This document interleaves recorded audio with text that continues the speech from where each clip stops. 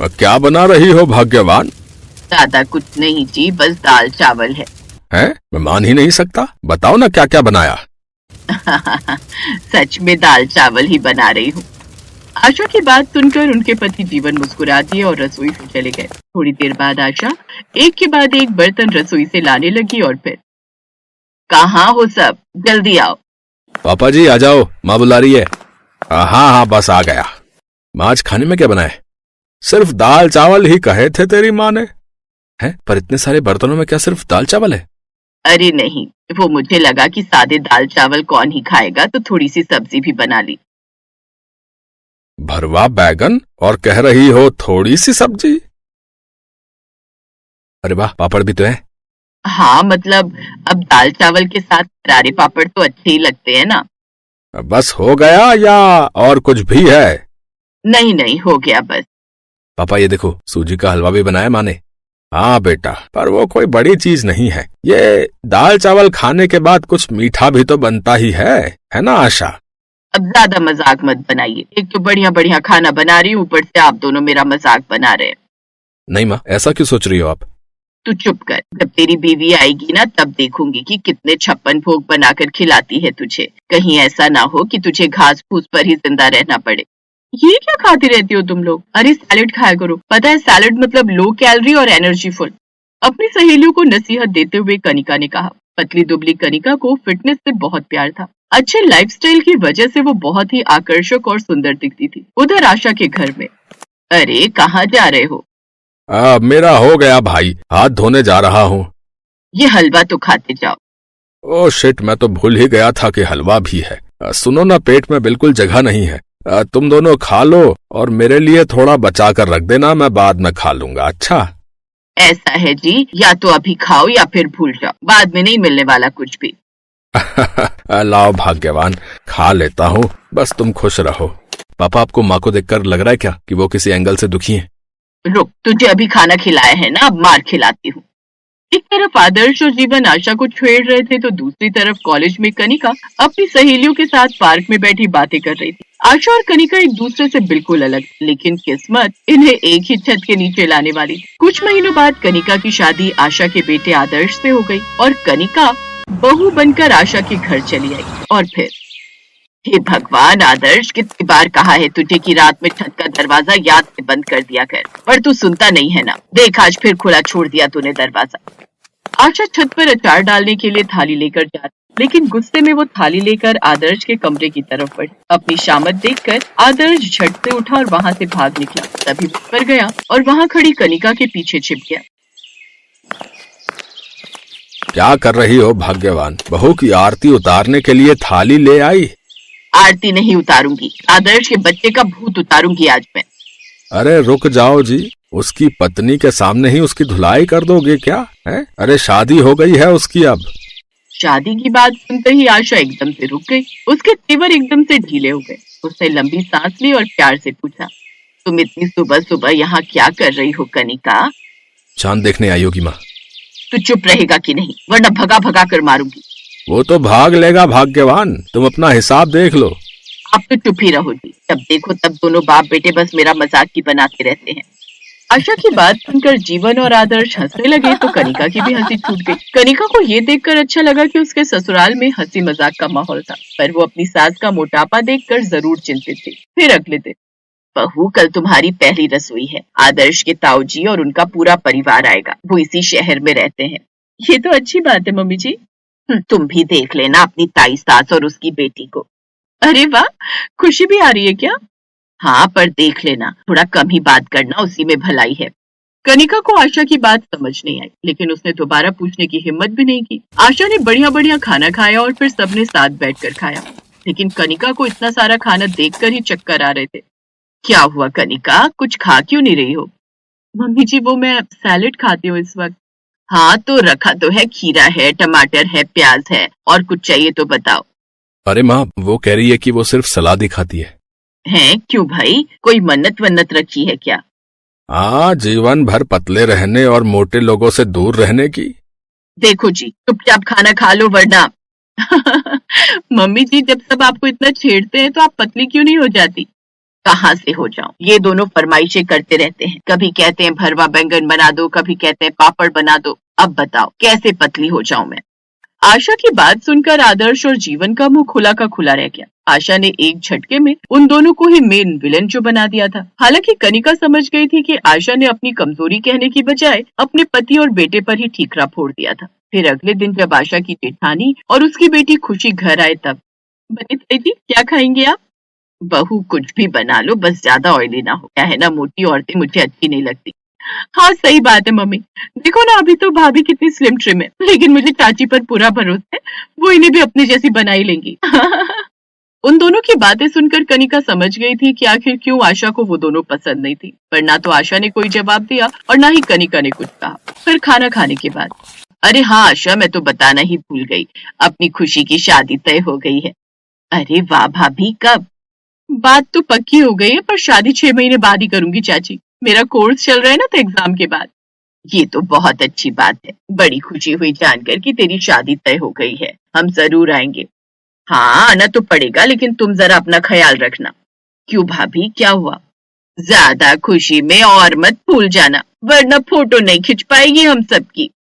हाँ पता चला कि चाची अकेली आ रही है फ्रेम में, न दुल्हन न दूल्हा।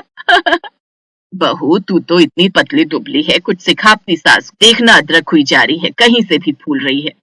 अब मेरी सास है अदरक जैसी, लेकिन कम से कम आपकी और आपकी बेटी की तरह करेले जैसी तो नहीं है। इस तरह के जवाब की उम्मीद ना तो अनीता को थी और ना खुशी को। वो दोनों गुस्से में वहां से चले गए। इधर आशा की आंखों से आंसू निकलने लगे। भले ही जीवन और आदर्श आशा से मजाक करते थे, लेकिन आशा की ऐसी बेइज्जती उन्हें भी बर्दाश्त नहीं हुई। और फिर ताई जी और वो खुशी माँ को अदरक बोल कर गए ना। कनिका तुम्हें कसम है मेरी, बस 6 महीने में मेरी माँ को हरी मिर्च की तरह बनाना है। इसके लिए तुम जो मर्जी करो। मैं समझ गई, आप चिंता मत करो, मैं ये करके दिखाऊंगी। अगले ही दिन कनिका ने आशा को सुबह जल्दी उठाया और अपने साथ दौड़ने के लिए ले गई। फिर हेल्दी नाश्ता और साथ में सलाद का एक कटोरा दिया। इसी तरह दोपहर और रात के खाने को भी उसने आशा की जरूरत के हिसाब से सेट किया। नमस्ते भाभी। आशा तुम ये क्या, ये कैसे हुआ? बस वो उस दिन आपने कहा था ना कि मेरी सास खा खा कर अदरक हो गई है, तो अब देखिए मम्मी जी की मेहनत। लग रही है ना एकदम स्लिम, तीखी हरी मिर्ची जैसी। और देखिए ना ताई जी, ये स्टाइलिश गाउन कितना सूट कर रहा है इन पर। वो क्या है ना, पतली लेडीज पर गाउन ही सूट करता है। काश आप भी ये पहन पाती तो कितनी अच्छी लगती ना। पर भाभी आपको क्या हुआ? लगता है खुशी की शादी में ज्यादा ही खुश हो गई आप। थोड़ा कम करो भाभी, वो क्या है ना, मोटी अदरक जैसी औरतें अच्छी नहीं लगती हैं।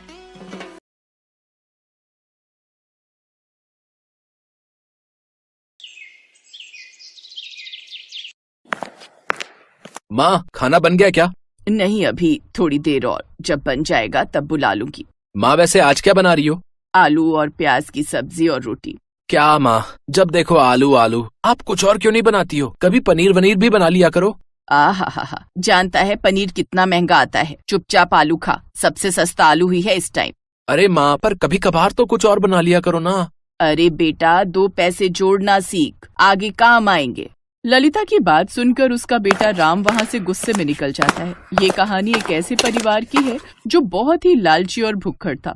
ललिता और उसका पति लच्छू राम आला दर्जे के लालची थे। अच्छे खासे पैसे होने के बावजूद वो बड़ी कंजूसी करते थे और इस बात से उनका बेटा राम बहुत चिढ़ता था। लेकिन माँ बाप के सामने उसकी एक न चलती थी। फिर एक दिन, माँ बहुत तेज भूख लगी है, कुछ खाने को दो ना। सुबह का आलू का पराठा बचा है, जा खा ले। है पूरा एक पराठा? मैं कैसे खा पाऊंगा माँ, कहीं मुझे बदहजमी ना हो जाए। हाँ तो एक काम कर, उसमें से आधा अपने पापा के लिए छोड़ देना। ए भगवान, हद है। अच्छा, और आप क्या खाओगे? अरे मेरी चिंता मत कर, शाम को शादी में जाना है तो हम तो वहीं ढंग से खाएंगे। पर शादी तो रात की है ना माँ। हाँ तो क्या हुआ, अगर अभी पेट खाली रहेगा तभी रात में सारे व्यंजन बढ़िया से खा पाएंगे ना बेटा। आप और मम्मी ना दोनों महान हो कसम से। हाँ बेटा, ये बात हम जानते हैं, पर देखो हमने कभी इस बात का घमंड नहीं किया। बड़े होकर तुम्हें भी ऐसा ही करना होगा, ठीक है? हाँ हाँ बिल्कुल पापा। लच्छू राम और ललिता ने उस दिन कुछ नहीं खाया और रात में शादी में उन दोनों ने गले तक भरकर खाना ठूसा। ये देखकर राम को बहुत शर्मिंदगी हो रही थी, लेकिन वो जानता था कि वो अपने माता पिता के स्वभाव को नहीं बदल सकता था। ऐसे ही वक्त गुजरता चला गया। अब राम बड़ा हो गया था। वो रश्मि नाम की एक लड़की से प्यार करने लगा, लेकिन समस्या ये थी कि रश्मि एक गरीब घर की लड़की थी। रश्मि सुनो, कॉफी पीने चलें? हाँ चलते हैं ना, वैसे भी बहुत दिन हो गए, तुमने मुझे कॉफी नहीं पिलाई। तो चलो फिर आज मैं तुम्हें ABCD में कॉफी पिलाता हूँ।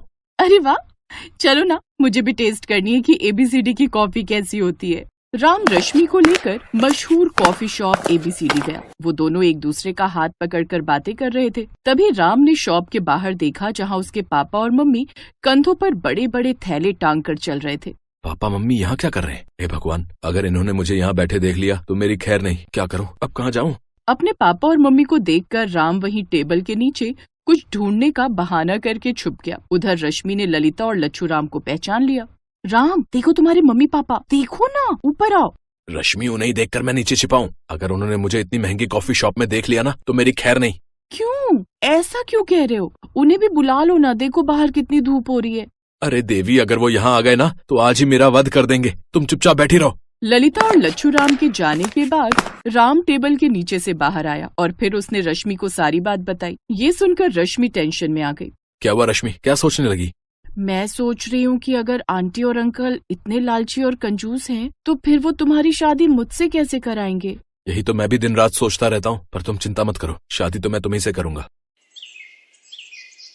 राम ने ललिता और लच्छू राम से रश्मि के बारे में बात की, लेकिन जैसे ही उन दोनों को पता चला कि रश्मि गरीब घर से है, उन्होंने शादी से इनकार कर दिया। लेकिन राम भी अपनी धुन का पक्का निकला। वो रश्मि से बहुत प्यार करता था, इसलिए उसने रश्मि से कोर्ट मैरिज कर ली। शादी के बाद राम रश्मि को लेकर अपने घर पहुंचा। पापा मम्मी, मुझे माफ कर दो, मैं रश्मि के बिना नहीं रह पाता। हमें माफ कर दीजिए पापा मम्मी, प्लीज। चलो ये भी ठीक ही हुआ, हम तुम्हारी शादी कराते, उसमें बहुत खर्चा हो जाता। अपने ससुर की बात सुनकर रश्मि हैरान रह गई। उसे आज एहसास हुआ था कि उसके सास ससुर कितने आला दर्जे के कंजूस थे।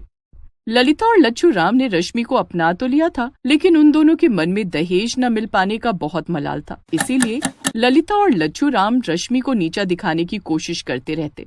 फिर एक दिन, रश्मि ये लो, आज खाने में पुलाव बना लो। बाप रे, मटर तो कितनी महंगी हो गई है। पता नहीं तुम्हारे घर में पुलाव बनता होगा भी या नहीं। वैसे एक बात कहूँ, तुम्हारे तो भाग खुल गए इस घर में शादी करके।